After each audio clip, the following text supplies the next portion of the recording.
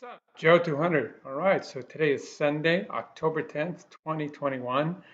And so we're going to move on today to week 8. Check it out. And we're going to talk about caregiving today.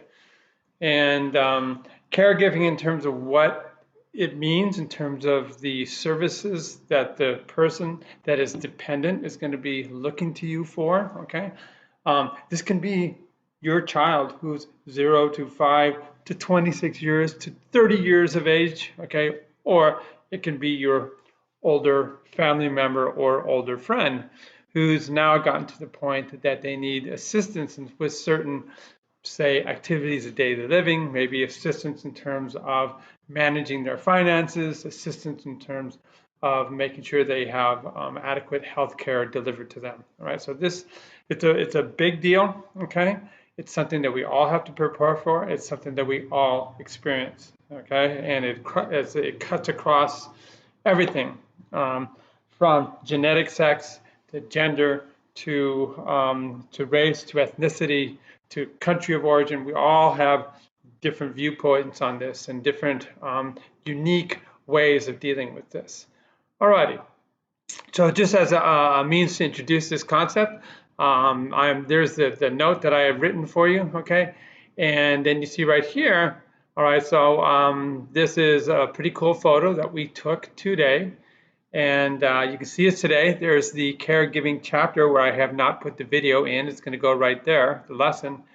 And yes, this is part of something that I would never change, right? So this is the caregiving that I support for my wife, Julia, who I love dearly. And this is it's an amazing thing, amazing opportunity that I get to do this with her.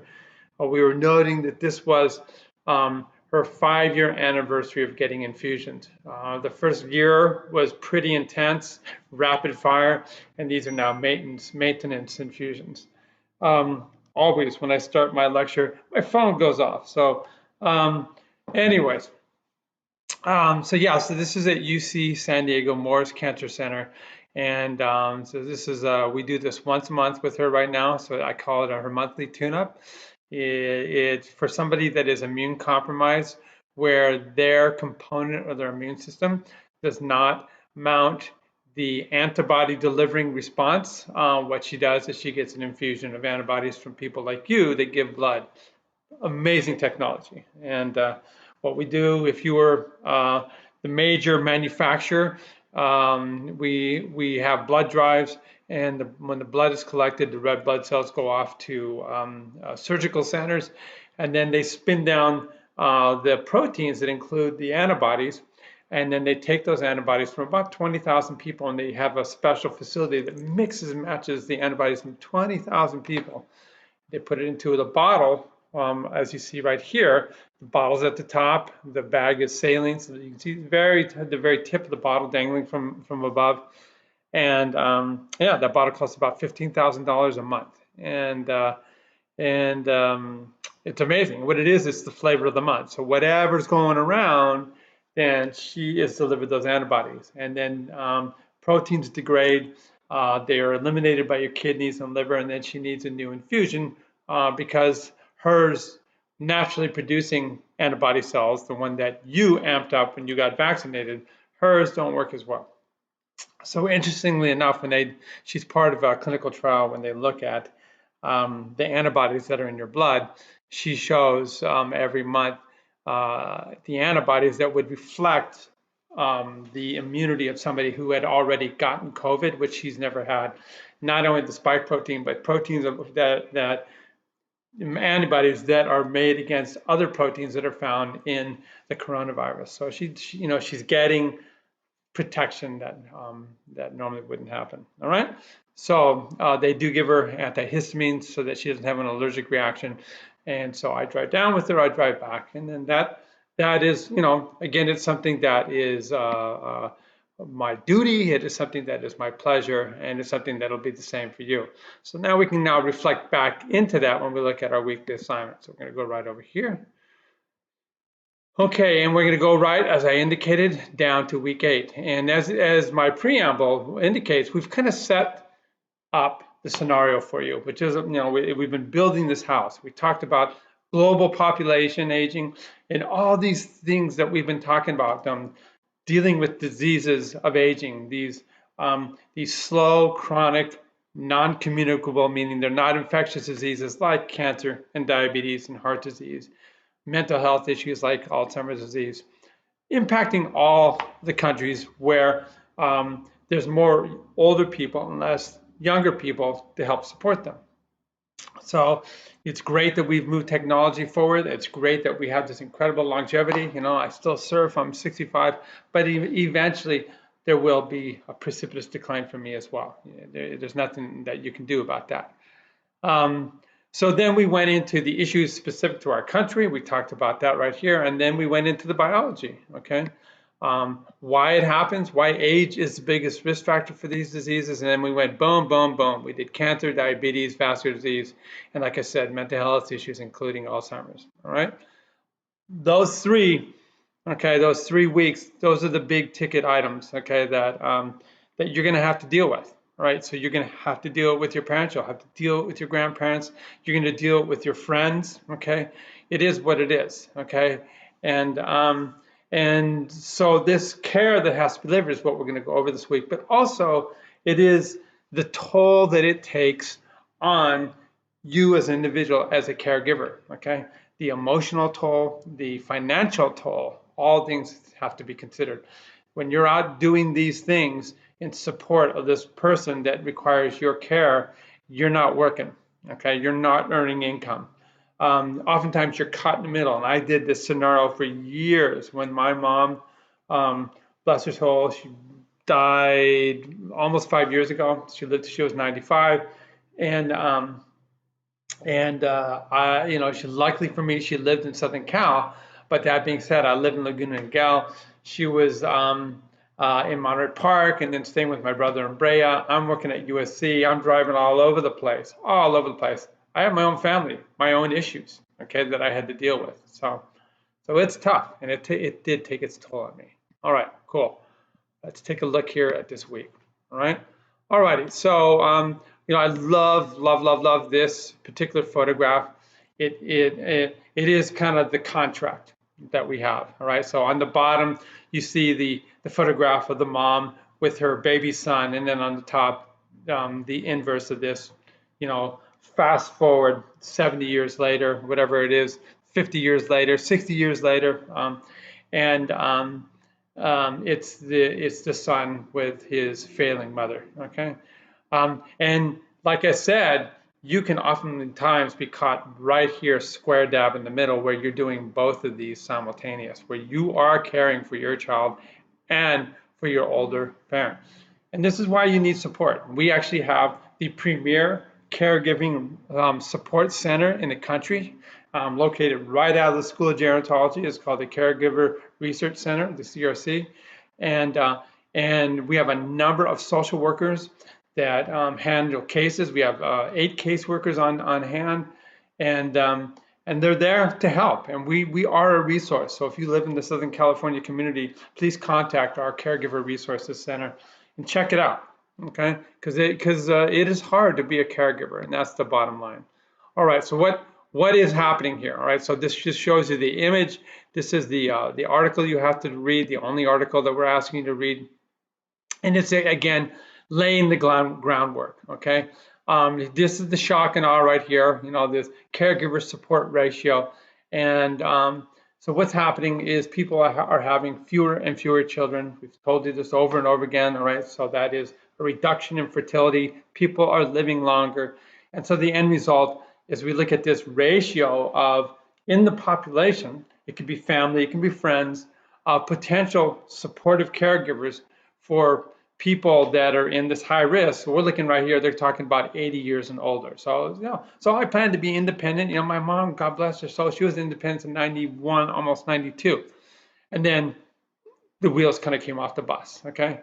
And so we see in 2010, okay, that there were 7 potential caregivers for one person that was 80. So you could pass the baton around, okay?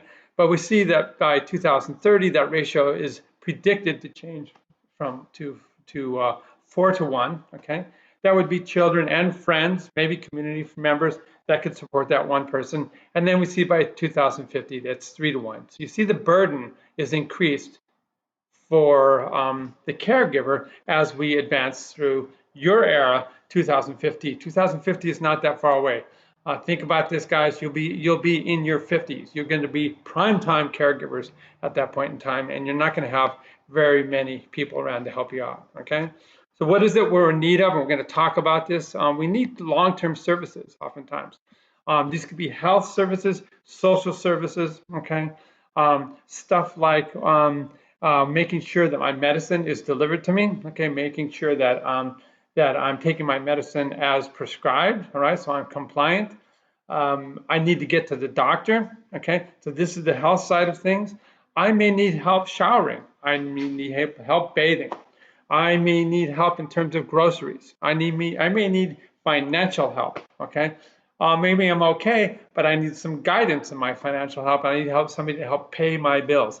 You can see every one of these things takes time. It becomes a burden for you guys. Okay.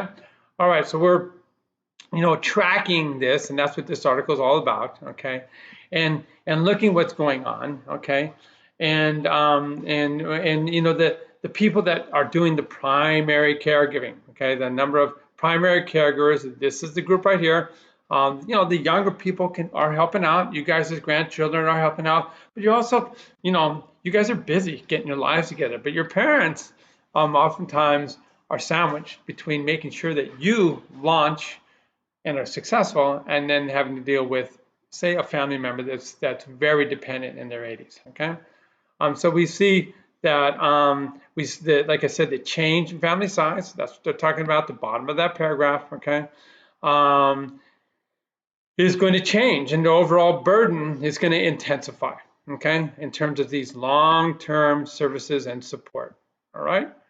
Okay, so that's what this is all about. Okay, so I'll show you later on. Okay, some figures, but we all pretty much believe, close to 70% of us believe that we have this filial or familial contract. Okay, just like that picture showed. All right, I cared for you in your youth. You're going to care for me when I get older. You're not going to stuff me into some long-term care facility and have somebody else do it. Right?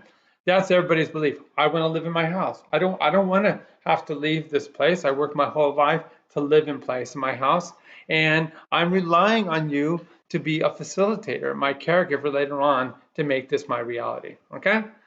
Problem is shrinking availability of family caregivers. Okay? Now here's a prime time example. Well, what if my I have 2 sons? All right, so there's not much wiggle room there. What if one moves to Chicago and the other one moves to New York City? What do I do then? Okay, what do they do then? All right, so these are some very realistic issues. Oh, what about the neighbors? Same drill around here. A lot of my neighbors have 1 kid or 0 kids. Okay, there's not support around here. Okay. Okay.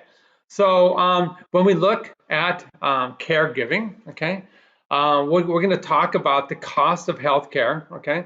So lucky for us, we do have a socialized medicine component to our culture. After the age of 65, we all can get Medicare, and Medicare covers our health care services for the most part. We're going to see there are some gaps where you get additional Medigap insurance that covers some outside expenses. But the problem is in terms of some of these activities of daily living that are ongoing, there's not that much support. So I'm having trouble driving around. I can't drive anymore. All right, my neck is so stiff I can't change my blind spots. I need groceries. I need somebody to clean my house. I need somebody to mow the lawn. All these different things. Just more and more support.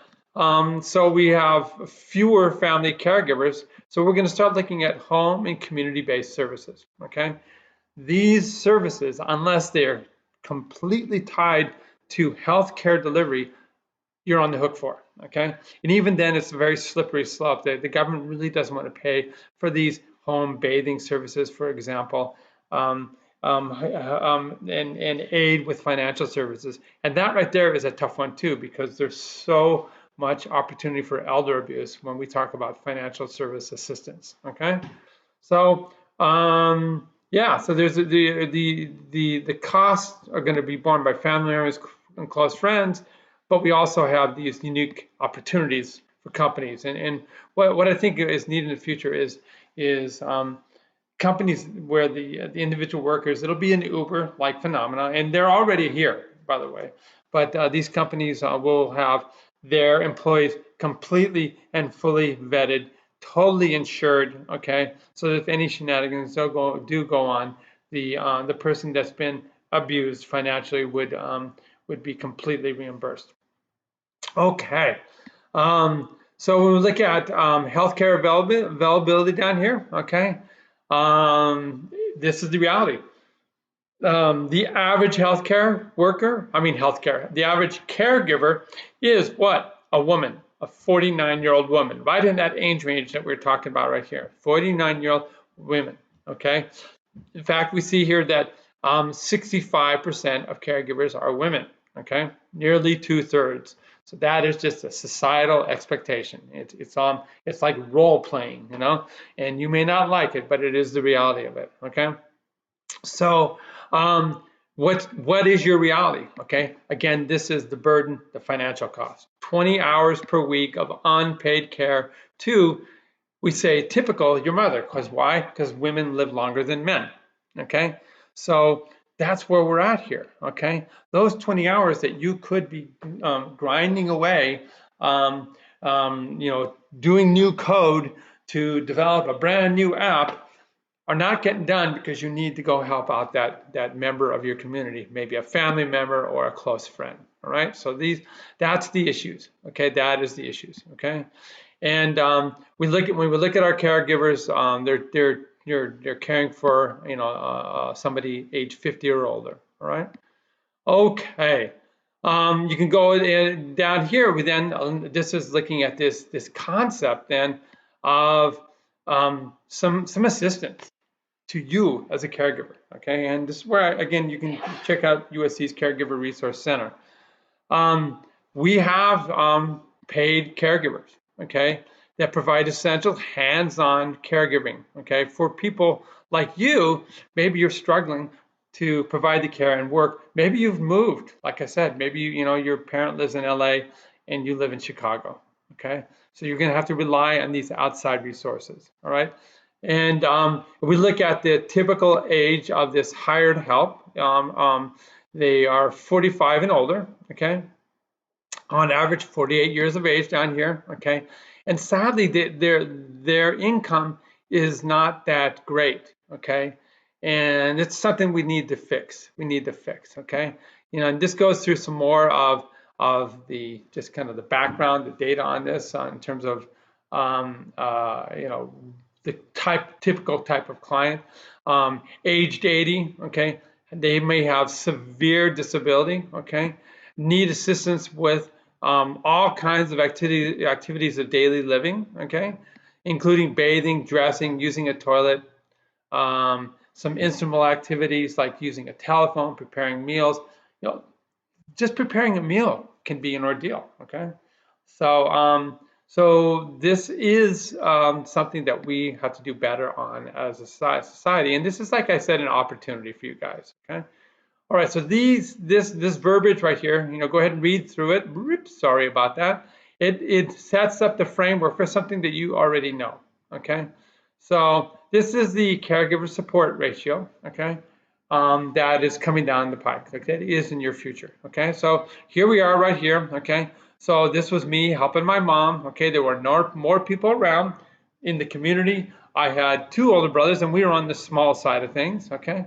And so my oldest brother now is 75, okay? Here we are out here. I'm 65, and then I have a middle brother who's turning 69, okay? Yeah, so now we're on the receiving end. Not so much me, I have Julia, but we're on the receiving end, and we're going to get more and more on the receiving end down here as we get into this 2040 era, not that far away, 2030 era, not that far away, guys, for you guys, okay? And you see that the number of people over here, all right, so this is the number of individuals that can help that one individual is going down and down and down. Right, and that's what this is all about. And then, of course, this is the figure you've seen a million times about the projected age of our population. Okay, so the projected age 64 to 45 to 64 population in the U.S. Okay, and we see this is in millions over here. So we see we're going up and up and up and up and up as we come out here. Older and older population of what we're going to be seeing at the U.S. Alrighty. And then this is the number of, again, in millions people in our country that will be 80 years and older. And you can see, here we are cruising right now, it already seems like a big deal at 2020 where we're sitting around 12 million. But just, look out to this era right here when, you guys, okay, are in your 40s and then going towards your 50s, where instead of having 12 million people, we start approaching 35 million people that are in this over 80 age group. So you can see that it's something that really truly has to be dealt with. Okay, awesome. So so that's what this is all about. You read through that. I'm going to get out of here, get out of the region right here, and we're going to just kind of look at some kind of summaries on what's going on here. All right. So this is the same drill. Okay, different publication, different concept. Okay, so we're looking at the boomer generation turning 5, boomer generation turning 65. I'm 65, boomer generation turning 80, okay? And we're looking at this as a chronologically, the projections, okay? And here we are at 2020, we go right up here.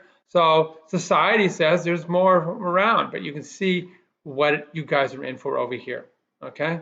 So the number of support for that one individual like me, where I'm sitting around here and supposedly right now I've got, a little over 5, okay? Out here, we're going to be down to 3, okay?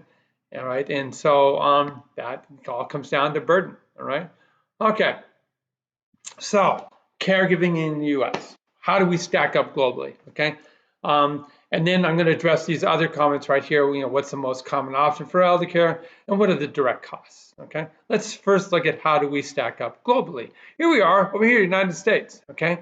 So when we compare ourselves to all these other developed countries, okay, westernized economies, okay, we suck, okay, in terms of our government's expenditures to long-term care, okay. This is our health, just for the cost of health care, much less the social part. So this is the health care, the social part is yellow, this kind of orange. We don't even register over here, okay? And you see that other countries out here, all right, yes, they're more socialized economies, but you can see there's a much bigger umbrella of support, all right? That's the one end, all right? How about over here, okay? Caregiving comes in lots of different ways. So this is caring for your parents, your grandparents maybe, and then you're gonna be, the reality is we're passing on this baton, especially here in SoCal, of complete unaffordability. Both of you are going to be working. Where do we stack right here? This is the United States right here, okay? How much the government spends on childcare for toddlers, okay? And you see we are at the bottom of the heap at $500 per child, okay? And I'm honing in over here, and we see over here like Norway, that's almost 30 grand, okay? So how does the U.S. stack up in terms globally in terms of government supported caregiving? You can see we're the lowest on the low end of long-term care for older Americans, and we don't even register in terms of the social. You can see right here, again, the U.S. government is at the bottom of the list globally for child care support, and this is a big ticket item. This is why it's being, talked about in Congress. Yes, it costs money, but you know what? If we look at this, okay, it says up here, as a share of our gross domestic product, look at how we are out here, okay? GDP is how well we are doing as a country, all right? So let's look at gross domestic product. So I just did a quick Google search, ranking of countries by GDP. All right, so this is the amount of services, the amount of products in exports, okay, and then you subtract the costs, okay, the costs of individuals in terms of what we spend money on entertainment, the cost for direct services to your older adults, the cost of Medicare, the cost of Social Security. So we look at this, and still, we are by far the wealthiest nation in the country. All right, it's shown again right here. Okay, if we look at this figure, there we are right there by country. Okay, so our GDP is almost you see there at 30. Okay, let's go back to where we were. $30 trillion, okay, compared to our closest rivals down here, okay, and yet we go back here, we're at the bottom of the heap in terms of government support of dependent care. So what does it mean? It means you are completely on your own. That's what this means down here, okay? So the rich get richer, obviously. People that have a lot of money, no big deal. You just go hire somebody, okay? People that are middle class, you get squeezed, okay? You have to do both your own work and you have to do the caregiving. Okay, so what's our typical caregiving situation, all right? So we have most older Americans receive care in their own homes, 76%, okay? Again, this is looking from 65 and older. As you get older into the 80 years range, then it becomes such a burden, then you start looking at getting outside help, maybe to assisted living, maybe to some nursing home facility. Takes a lot of money, not covered by government at all, okay? All righty, so we see here senior community out here, but this is looking at a larger section of the older population, nursing home right here. This grows the older the population gets, okay? So in our own home, and then you ask yourself, in our home, okay, does that mean the parents are staying at home? Okay, and so we see that the majority are actually transferred. So grandma, grandpa, your mom and dad have moved in with you, or you've moved in with them. Okay, so this 76% you see right here, we see 44 and 33. All right, so that's 77%. But you can see right here what's going on is some of the older people are living home. A lot now are living with you. Consider that in terms of what you're doing in the burden. Okay, awesome. Lastly, okay, what's it going to cost? Okay, so Medicare doesn't pay for assisted living, period. All right, so your old mom and dad, they don't have any really significant health problems. The house has become kind of a burden for them in terms of upkeep, so they go off to some senior living facility. All right. And so the cost, okay, living in these facilities can be about $4,000 a month, okay? That's just completely out of pocket, all right? Skilled nursing facilities, very qualified, all right? So you have to complete, this is a primary nursing care, a medical necessity, okay? This is not just, hey, I don't feel like mowing the lawn, all right? So what we have here is you have to first spend 3 days in the hospital, and then you're in this skilled nursing facility as a period of recovery, okay? So you have this inpatient stay, okay, in the hospital. This is not an outpatient service. You're actually inpatient in the service, okay, for 3 days, okay? Then you'll be transferred to a nursing home for the first 20 days. First 20 days, Medicare covers all expenses. Only 20 days though, my friend, okay? From days 21 to 100, then you're on the hook for $185.50, okay, per day, okay, in terms of covering the medical expenses, okay? So that would be maybe your co-insurance. So you have this Medicare insurance, and then you have some additional insurance if you're lucky.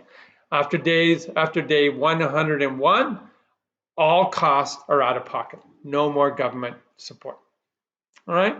Bummer. How about home health aid? Okay, so we see the cost of nursing home. It could be, this is on the low end, $6,000 to $8,000 a month. Could be 15. You don't know. Okay, Alrighty, how about home health day, the least expensive? 1 to 2 grand, maybe 3 grand a month, okay? Medicare does pay for home health medical services. So you've come home from the nursing home, you still need physical therapy, you still need occupational therapy, where you're learning how to use your hands again to eat, things like that, okay? Maybe you'll have an infusion in home, something like that, okay?